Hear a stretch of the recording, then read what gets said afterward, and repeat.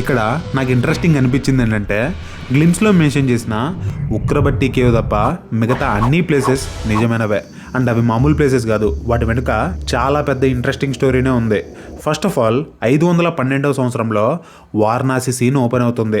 512వ సంవత్సరం అంత స్పెసిఫిక్గా మెన్షన్ చేయడానికి అసలు ఆ పర్టికులర్ సంవత్సరంలో వారణాసిలో ఏం జరిగింది. అలాగే అంటార్టికాలో ఉండే రోసై షెల్ఫ్ కూడా నిజమే. దాని యొక్క ఇంట్రెస్టింగ్ స్టోరీ ఏంటి, ఆఫ్రికాలో ఉండే అంబోజలి వైల్డర్నెస్ యొక్క స్టోరీ ఏంటి. మోస్ట్లీ రాజమౌళి గారి మూవీస్కి ముందు ఇలాంటి ట్రైలర్స్ కానీ ప్రెస్ మీట్స్ కానీ నిర్వహించేది అసలు సినిమా ఎలా ఉండబోతుందని, ప్లస్ మనం ఏమి ఎక్స్పెక్ట్ చేయొచ్చు అండ్ ఏమి ఎక్స్పెక్ట్ చేయకూడదు అనే క్లారిటీ కోసం. అండ్ ఇప్పుడు రిలీజ్ చేసిన ఈ గ్లిమ్స్ ఏ సీక్వెన్స్లో ఉందో మోస్ట్లీ మూవీ కూడా అదే సీక్వెన్స్లో ఉంటుంది. మీరు ప్రీవియస్ మూవీస్ అయినా బాహుబలి RRR మూవీ ట్రైలర్స్ చూసినా కూడా ఆ ట్రైలర్స్లో ఉండే సీన్స్ ఏ సీక్వెన్స్లో ఉంటాయో మూవీ కూడా అదే సీక్వెన్స్లో ఉంటుంది.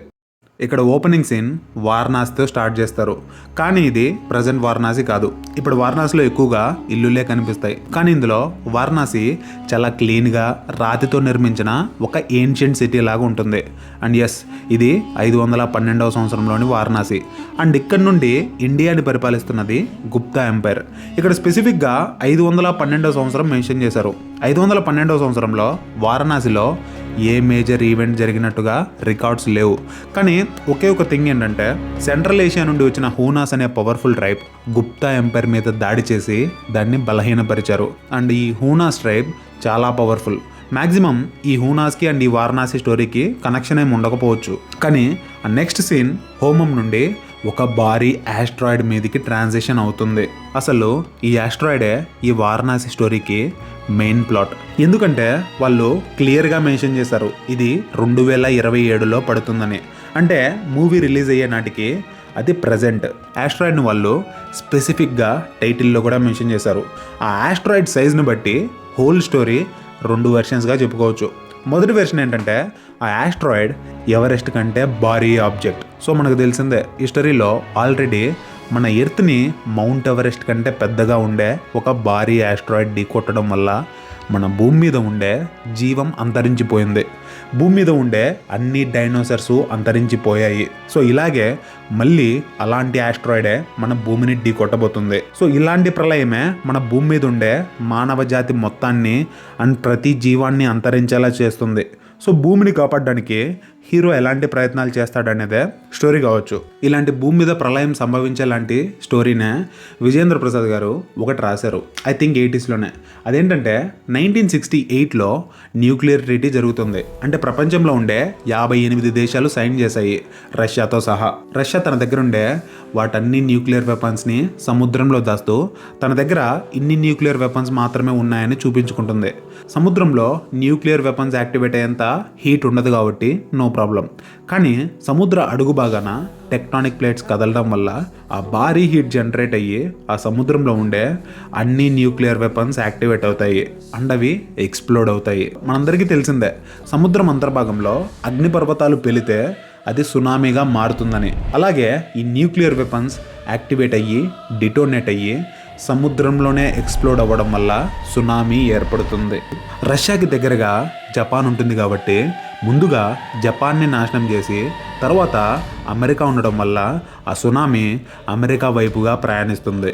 సో ఈ సునామీ అనే ప్రళయం అమెరికాలో ఉండే మోస్ట్ ఆఫ్ ద ల్యాండ్ని తుడిచిపెట్టేస్తుంది. లెక్కలేనంత మంది ప్రజలు చనిపోతారు. కోలుకోలేని సంపదకి నష్టం జరుగుతుంది. ఎస్, స్టోరీలో పరిష్కరించలేని ఒక సమస్యను క్రియేట్ చేశాడు. ఈ ప్రపంచంలో ఎంత పెద్ద హీరో అయినా ఆ సునామీని ఎలా ఆపగలడు? ఈవెన్ సూపర్ మ్యాన్ కూడా ఆపలేడు. ఇక్కడ ఈ సునామీని ఆపడానికి ఇచ్చిన బ్రిలియంట్ సొల్యూషనే ఒక అద్భుతం. అదేంటంటే సునామీని సునామీతోనే ఆపడం. ఎస్, అమెరికా వాళ్ళ దగ్గర కూడా లెక్కలేనన్ని న్యూక్లియర్ వెపన్స్ ఉన్నాయి. వాటిని వాళ్ళుగా సముద్రంలో ల్యాండ్కి దూరంగా వాళ్ళు న్యూక్లియర్ వెపన్స్ని యాక్టివేట్ చేసి సముద్రంలో ఆ ఎక్స్ప్లోజన్ జరపడం వల్ల ఇంకో అతి భారీ సునామీని క్రియేట్ చేసి ఆ 2 ప్రళయాత్మకమైన సునామీలు ఢీకొట్టుకునేలా చేయడం, వాటిని సముద్రంలోనే ఆపేయడం. ఈ స్టోరీలో చాలా కాంప్లికేషన్స్ ఉన్నా వాటి మీద కాన్సన్ట్రేట్ చేసి రిఫైన్ చేయొచ్చు. ఈ స్టోరీని రాజమౌళి గారు శ్రీవల్లి ఆడియో లాంచ్లో వాళ్ళ నాన్న ఇంత గొప్ప స్టోరీ ఎప్పుడో చెప్పినట్టుగా ఎక్స్ప్లెయిన్ చేశాడు. సో ఇది నేను చెప్పే స్టోరీ కాదు. అలాగే ఈ ఆస్ట్రాయిడ్ని ఆపాలి అనే సమస్య క్రియేట్ అయినప్పుడు దాన్ని ఎలా ఆపచ్చు అంటారు. Normally Elon Musk or NASA లాంటి వాళ్ళైతే ఆ ఆస్ట్రాయిడ్ పైకి రాకెట్లో ఒక పవర్ఫుల్ న్యూక్లియర్ బాంబ్ని పంపి దాన్ని ఆ యాస్ట్రాయిడ్పై ఎక్స్ప్లోర్ చేయడం వల్ల ఆ యాస్ట్రాయిడ్ యొక్క దిశని మార్చొచ్చు. అది చిన్న మార్పైనా కూడా కొన్ని వేల కిలోమీటర్ల తర్వాత దాని డైరెక్షనే మారిపోతుంది. అంటే అది భూమికి దూరంగా ప్రయాణిస్తుంది అండ్ భూమి రక్షించబడుతుంది. కానీ ఇక్కడ హీరో ఆర్కియాలజిస్ట్. అతనైతే ఆ ఆస్ట్రాయిడ్ని ఎలా ఆపగలడు? రామాయణంలో ఉండే ఒక ఈవెంట్కి ఈ ఆస్ట్రాయిడ్కి ఏమన్నా కనెక్షన్ ఉందా? రామాయణంలో జరిగిన అతి పవర్ఫుల్ యుద్ధంలో ఒక చిన్న మార్పు చేయడం వల్ల ఈ ఆస్ట్రాయిడ్ మన భూమి మీద పడకుండా ఆపగలమా? ఒకవేళ ఆ ఆస్ట్రాయిడ్ సైజ్ చిన్నదైతే అసలు స్టోరీ అంతా డిఫరెంట్ వెర్షన్లో వెళ్తుంది. ఇదంతా ఫిక్షనలే, ఇక్కడ ఏది కన్ఫర్మ్గా చెప్పలేము. కానీ ఆ నెక్స్ట్ సీన్ రోజ్ ఐ షెల్ఫ్లో ఓపెన్ అవుతుంది.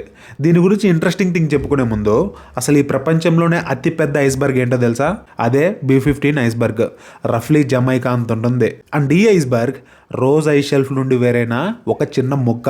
అంటే మీరే ఇమాజిన్ చేసుకోవచ్చు రోజ్ ఐ షెల్ఫ్ అనేది ఎంత పెద్దదో.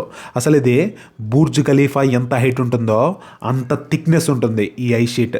ఫ్రాన్స్ కంట్రీ సైజులో ఉండే ఈ రోజ్ ఐ షెల్ఫ్ అనే ఐస్ షీట్ చూడ్డానికి స్టేబుల్గా కనిపించవచ్చు, కానీ నిజానికి అదంతా నీటిలో తేలుతుంది. 2015లో సైంటిస్టులు ఆ రోజ్ ఐ షెల్ఫ్లో డ్రిల్ చేసి ఒక పొడవాటి హోల్ని ఏర్పరిచారు. అందులోకి ఒక కెమెరాని పంపారు ఆ ఐస్ షీట్ గుండా. ఆ ఐస్ షీట్ అంతర్భాగం చీకటితో వెలుతురు లేకుండా -డిగ్రీస్లో ఉంటుంది టెంపరేచర్. అలాంటి ఎన్విరాన్మెంట్లో జీవం ఉండదు. కానీ ఆ కెమెరాని అందులోకి పంపుతూ ఉంటే ఒక షింప్ ఆకారంలో ఉండే క్రీచర్ని చూసి షాక్ అయ్యారు. అసలు అందులో జీవం ఉండడం ఏంటి అని ఆశ్చర్యపోయారు. అంతేకాకుండా ఆ ఐస్ షీట్ కింద ఏన్షియంట్ క్లైమేట్కి చెందిన సీక్రెట్స్ కూడా స్టోర్ అయి ఉన్నాయని తెలిపారు. ఆ ఐస్ షీట్ యొక్క బాటమ్ లేయర్స్ చాలా పురాతనమైనవి, ఈవెన్ పిరమిడ్స్ కంటే కూడా. అదే మంచులో పురాతన కాలం నాటి ఎయిర్ బబుల్స్ స్టోర్ అయి ఉన్నాయి. అవి కొన్ని వేల ఏళ్ల క్రితం నాటి ఎర్త్ యొక్క అట్మాస్ఫెరిక్ రియల్ శాంపుల్స్. నార్మల్గా ఈ రోజ్ ఐస్ షెల్ఫ్ అనేది కంప్లీట్ ఐస్ షీట్. కానీ గ్లిమ్స్లో చూస్తే మధ్యలో ఒక భారీ ఐస్బర్గ్ ఉంది. బట్ అది ఐస్ షీట్కి కనెక్ట్ అయ్యి లేదు. మేబీ అక్కడ ఏమన్నా ఎక్స్ప్లోజన్ జరిగిందా? అసలు దీనికి ముందు జరిగిన బ్యాక్ స్టోరీ ఏంటి? అసలు ఎందుకు అందరూ ఆ ఐస్బర్గ్ మీదికి ఎక్కుతున్నారు? అసలు దానిపై ఏముంది? ఆ అండర్ వాటర్లో ఫ్రీజ్ అయిన షిప్ చూస్తే 17th or 18th సెంచరీలో మ్యానుఫ్యాక్చర్ అయిన షిప్ స్టైల్లో ఉంది. అసలు అక్కడ ఏమన్నా షిప్స్ వెళ్ళి ఇలాగే నీటిలో మునిగిపోయి ఫ్రీజ్ అయిన షిప్స్ ఏమన్నా ఉన్నాయా అంటే ఉన్నాయి. అందులో ఒక ఎగ్జాంపుల్ తీసుకుంటే ఎండ్యూరెన్స్ అనే షిప్ 1912లో ఇదే అంటార్టికా ప్లేస్లో మునిగిపోయి దీనిలాగే ఫ్రీజ్ అయింది. కానీ ఎగ్జాక్ట్గా రోజ్ ఐ షెల్ఫ్ కింద ఇలాంటి షిప్స్ ఫ్రీజ్ అయినట్టు ఎలాంటి రికార్డ్స్ లేవు. ఈ సినిమా మొదలు పెట్టినప్పుడు కూడా రామాయణంలో ఒక ముఖ్యమైన ఘట్టాన్ని తీస్తానని నేను అనుకోలేదు. ఈ మూవీ గ్లిమ్స్ యొక్క ప్రిడిక్షన్స్ ఇస్తానని నేను అనుకోలేదు. కానీ గ్లిమ్స్లో రియల్ ప్లేసెస్ నేమ్స్ చూపించడంతో ఐఎమ్ ఎక్సైటెడ్. అండ్ ప్రతి ప్లేస్కి చాలా పెద్ద ఇంట్రెస్టింగ్ స్టోరీ ఉంది.